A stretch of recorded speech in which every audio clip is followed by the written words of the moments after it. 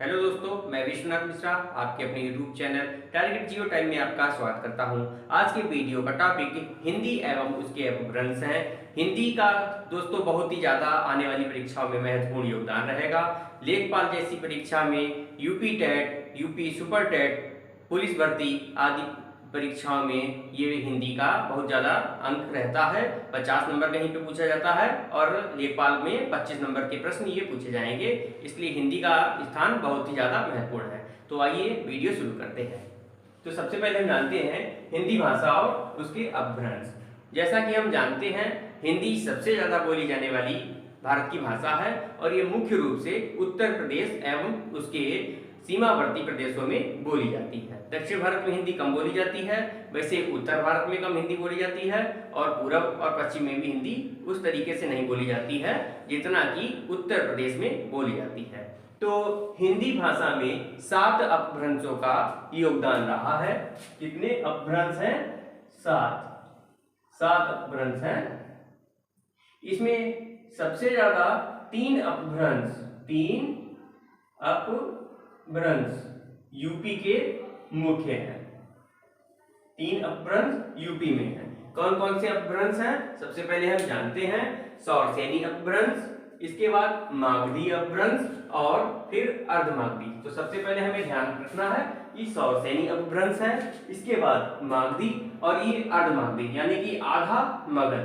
आप लोगों को पता होगा, जो भी इतिहास के विद्यार्थी हैं, मगध का साम्राज्य कहाँ था? बिहार में। तो बिहार में कौन सी भाषा बोली जाती थी? मागधी।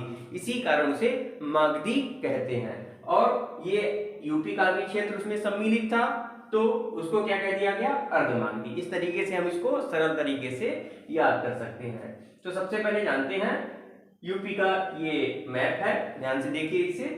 ये ऊपर उत्तराखंड है, ये हिमाचल प्रदेश है, यहाँ पर गौतम बुद्ध नगर, ग्रेटर नोएडा, गाजियाबाद है, दिल्ली के निकटवर्ती है। ये हरियाणा का क्षेत्र है और ये राजस्थान का इधर का एरिया रहता है। ये मध्य प्रदेश है, पश्चिम दक्षिण में मध्य प्रदेश है। यहाँ पर ये छत्तीसगढ़ है, ये झारखंड है और ये बिहार है।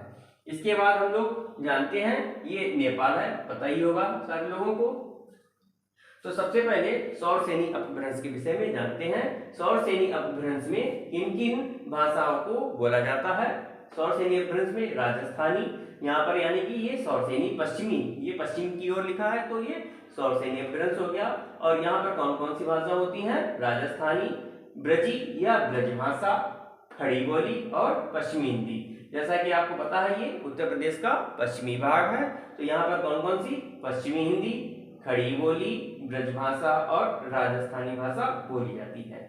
अब बात करते हैं दूसरे अपभ्रंश की। तो आइए यहाँ पर आते हैं। दूसरा अपभ्रंश कौन सा था? मागधी अपभ्रंश। मागधी में कौन कौन सी भाषाएं बोली जाती हैं? बिहारी, बंगाली, उड़िया और असमिया। कौन कौन सी? मागधी भाषा में बिहारी, बंगाली, उड़िया और असमिया। अब अंत में तीसरा सबसे ज्यादा इंपॉर्टेंट कौन सा है? अर्धमागधी अपभ्रंश।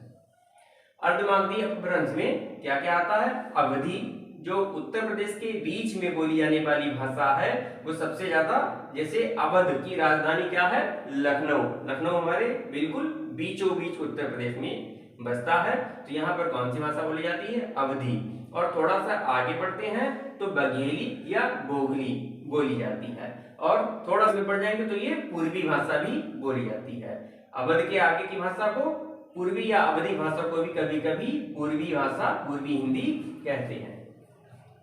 इसके बाद यहाँ पर ये क्वेश्चन पूछे जाते हैं कि कौन सी हिंदी किन किन भाषाओं से संबंधित है। तो सबसे पहले जानते हैं उत्तराखंड। ये उत्तराखंड के विषय में, उत्तराखंड में पर्वतीय एरिया है, यानी कि यहाँ पहाड़ है और यहाँ की पहाड़ी भाषा बोली जाती है। तो यहाँ पहाड़ी हिंदी का, इस हिंदी को पहाड़ी हिंदी कहते हैं। यहाँ पर पहाड़ी हिंदी में कौन कौन सी भाषाएं हैं?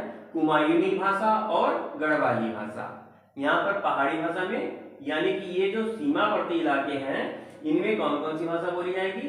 कुमायूं भाषा और गढ़वाली भाषा मुख्य तो यहाँ पर है, लेकिन इसके सीमावर्ती बिजनौर वगैरह में, मेरठ, यहाँ पर ये भाषा भी बोली जाती है। इसके बाद दूसरी हिंदी, पश्चिमी हिंदी किसे कहते हैं?